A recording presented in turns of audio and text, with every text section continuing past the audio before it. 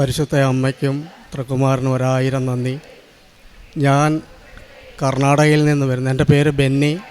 ഞാൻ കർണാടകയിലെ വെളുത്തങ്ങടി രൂപത ജഡക്കൽ ഇടവകയിൽ നിന്നും വരുന്നു. ഞാൻ 2024 ജനുവരി 19-ാം തീയതിയാണ് ഞാനിവിടെ വന്ന് ഉടമ്പടി ആദ്യമായിട്ട് എടുക്കുന്നത്. ഞാനിവിടെ വരുന്നതിന് മുമ്പ് 30 വർഷമായിട്ട് ഞാൻ മദ്യത്തിന് അടിമയായിരുന്നു. 30 വർഷം ഞാനിവിടെ ഉടമ്പടി എടുക്കാൻ വരുന്നതിന് മുമ്പ് ഞാൻ ഒരു ദിവസം 1 ലിറ്റർ മദ്യം കഴിക്കുമായിരുന്നു. അങ്ങനെ എൻ്റെ കരളിന് ചെറുതായിട്ടുള്ള അസുഖം പിടിപെടുകയും ആഹാരം കഴിക്കാൻ സാധിക്കാതെ വരികയും അങ്ങനെ ചെയ്ത കൃപാസനത്തെക്കുറിച്ച് എൻ്റെ കൂട്ടുകാരിൽ നിന്ന് അറിഞ്ഞാണ് ഞാനിവിടെ വന്ന് ഉടമ്പടി എടുത്തത്. ഉടമ്പടി എടുത്ത് ഞാനിവിടുന്ന് പോയതിന് ശേഷം ഇന്ന് ഈ നിമിഷം വരെ മദ്യം തൊടുകയോ അതിനെപ്പറ്റിയുള്ള യാതൊരു ചിന്ത എൻ്റെ മനസ്സിൽ പോലും വന്നിട്ടില്ല. ദൈവത്തിന് 1000 നന്ദി. എൻ്റെ മദ്യപാനം ഒഴുകുന്ന എൻ്റെ കുടുംബത്തിൽ ശാന്തി ലഭിച്ചു. എല്ലാ ദിവസവും കുടുംബ പ്രാർത്ഥന എത്തിക്കും. എല്ലാ ഞായറാഴ്ചയും ഞാൻ പള്ളിയിൽ പോകും. എന്നാൽ കഴിയുന്ന എല്ലാ സഹായങ്ങളും മറ്റുള്ളവർക്ക്, രോഗികൾക്കും അനാഥ കുഞ്ഞുങ്ങൾക്കും എല്ലാം ഞാൻ ചെയ്യാറുണ്ട്. അങ്ങനെ എൻ്റെ ജീവിതം ഇന്നിപ്പോൾ ഈ നിലയിൽ പോകുന്നു.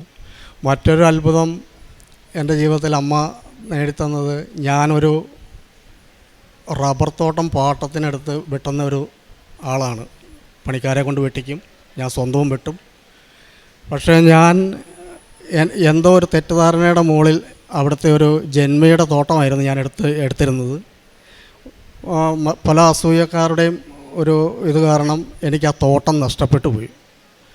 ഞാൻ രണ്ടാമത്തെ ഉടമ്പടി പുതുക്കാൻ വേണ്ടി ഏപ്രിൽ 20-ാം തീയതി ഞാനിവിടെ വന്ന് രണ്ടാമത്തെ ഉടമ്പടി പുതുക്കി. ഞാനിവിടുന്ന് അവിടെ ചെന്ന് ഞാൻ ആ തോട്ടത്തിൽ ചെന്നു. ഉടമ്പടി തൈലം ഒരു മരത്തിൽ കുരിശ് വരച്ച് ഞാൻ വിശ്വാസപ്രമാണം 9 വിശ്വാസപ്രമാണം ചൊല്ലി. ഞാൻ ചെയ്യാത്ത തെറ്റിനാണ് എന്നെ അവരെ ഒഴിവാക്കിയത്. പക്ഷേ ഞാൻ അമ്മയോട് ഇവിടെ വന്ന് കരഞ്ഞ് പ്രാർത്ഥിച്ച് എനിക്ക് ആകെയുള്ള ഒരു ആശ്രയമായിരുന്നത് ആ തോട്ടം.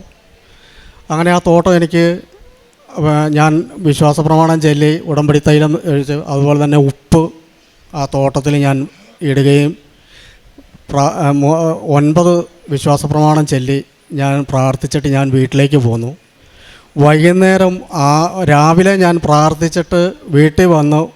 ഉച്ചയ്ക്ക് 12 മണിയായപ്പോൾ ഞാൻ ബൈബിൾ വായിച്ച് എഴുന്നേറ്റ് വീട്ടിൽ ചോറുണ്ണാൻ വേണ്ടിയിട്ടൊക്കെ റെഡിയായി കഴിഞ്ഞപ്പോഴത്തേക്കും ആ ജമ്മിയുടെ വീട്ടിൽ നിന്ന് എന്നെ വിളിച്ചു.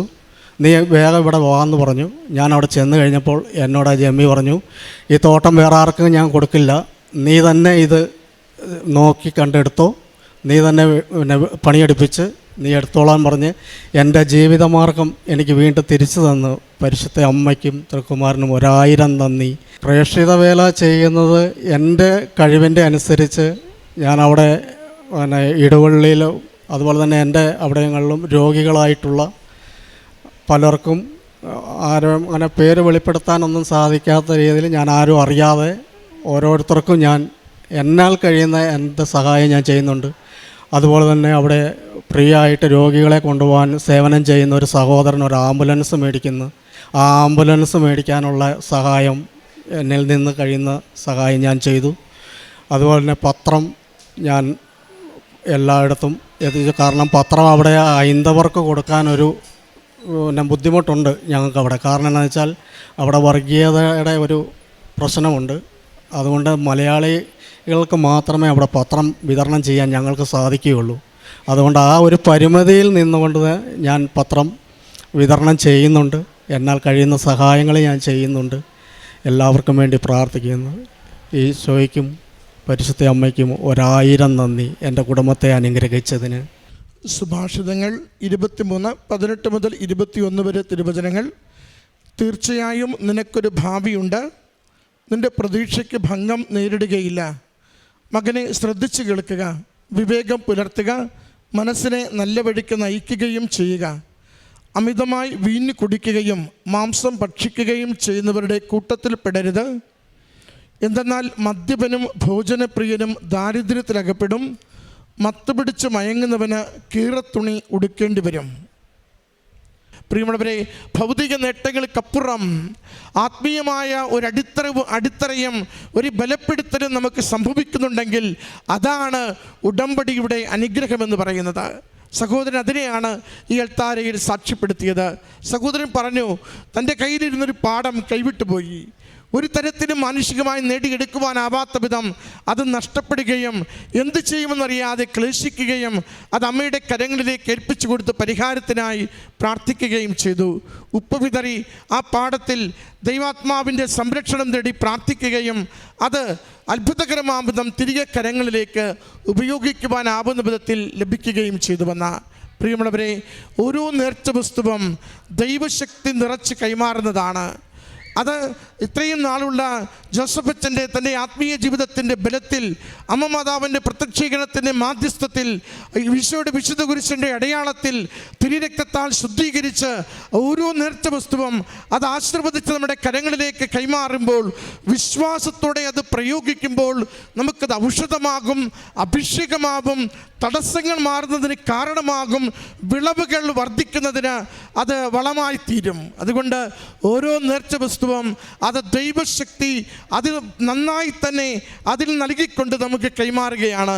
പ്രയോഗിക്കുന്ന വ്യക്തിയുടെ ജീവിതത്തിൻ്റെ കാഴ്ചപ്പാട്, ആറ്റിറ്റ്യൂഡാണ് ആ നേർച്ച വസ്തു എങ്ങനെ ഓരോരുത്തർക്കും ഉപകാരമായി തീരുന്നുവെന്നതിൻ്റെ അടിസ്ഥാനം. അതുകൊണ്ട് നമുക്ക് നേർച്ച വസ്തുക്കൾ വിശ്വാസത്തോടെ അത് പ്രയോഗിക്കാം. എല്ലാ ദിവസവും ഉടമ്പടി തൈലം വെറുതെ കുരിശടയാളം വരച്ചാൽ പോരാ.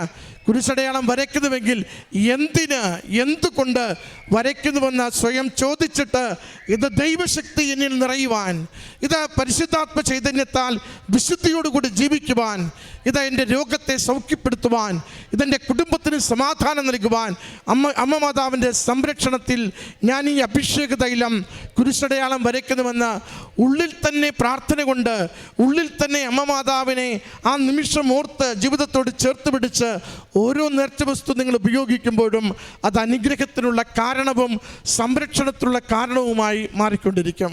ഈ കുടുംബത്തിന് ലഭിച്ച ഈ അനുഗ്രഹങ്ങൾക്ക് അമ്മ മാതാവിനും തിരുക്കുമാരനും നന്ദി പറഞ്ഞുകൊണ്ട് കരങ്ങളടിച്ച് ഈ സാക്ഷ്യം നമുക്ക് സമർപ്പിക്കാം. അത്യപൂർവ ദൈവാനുഭവങ്ങൾ ഇനി നിങ്ങൾക്കും സ്വന്തം. ഈ യൂട്യൂബ് ചാനൽ ഇതുവരെ സബ്സ്ക്രൈബ് ചെയ്തിട്ടില്ലെങ്കിൽ ഇപ്പോൾ തന്നെ സബ്സ്ക്രൈബ് ചെയ്യുക. ഈ വീഡിയോ ഇപ്പോൾ തന്നെ നിങ്ങളുടെ സുഹൃത്തുക്കൾക്ക് ഷെയർ ചെയ്തുകൊണ്ട് കർത്താവിൻ്റെ പ്രേക്ഷിതരാകുക.